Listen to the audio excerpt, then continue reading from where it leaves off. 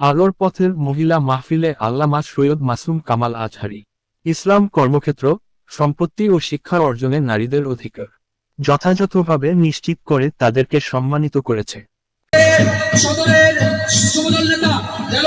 গত 30 নভেম্বর 2024 শনিবার শাহানশাহ হযরত সৈয়দ জিয়াউল হক Maizbhandari trust SZHM trust নিয়ন্ত্রণাধীন মহিলাদের আত্মজিজ্ঞাসা ও জ্ঞানানুশীলনমূলক সংগঠন আলোর পথে ব্যবস্থাপনায় ইসলামী দৃষ্টিকোণ হতে কর্মক্ষেত্র, সম্পত্তি ও শিক্ষায় নারীর অধিকার শীর্ষক নভেম্বর মাসের মাহফিল নগরীর ডিউ উদয়ন ভবনস্থ ট্রাস্ট মিলনায়তনে অনুষ্ঠিত হয়।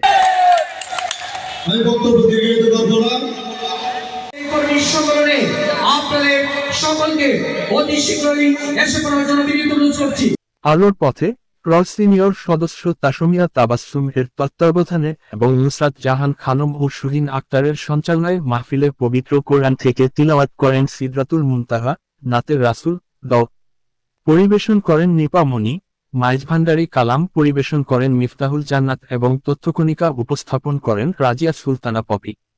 নির্ধারিত বিষয়ে আলোচনায় বিশিষ্ট মিডিয়া ব্যক্তিত্ব ও দরবারে কামেলিয়া শরীফের নায়েবে সাজদাদানশীন আল্লামা সৈয়দ মাসুম কামাল আজহারী বলেন, ইসলাম কর্মক্ষেত্র, সম্পত্তি ও শিক্ষা অর্জনে নারীদের অধিকার যথাযথভাবে নিশ্চিত করে তাদেরকে সম্মানিত করেছে।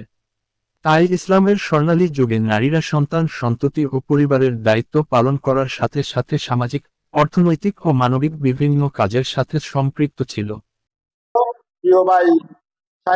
ইসলাম আলিফ ভাইকে চ্যানেল 10 টিভি লোহাগাড়া প্রতিনিধি চট্টগ্রাম।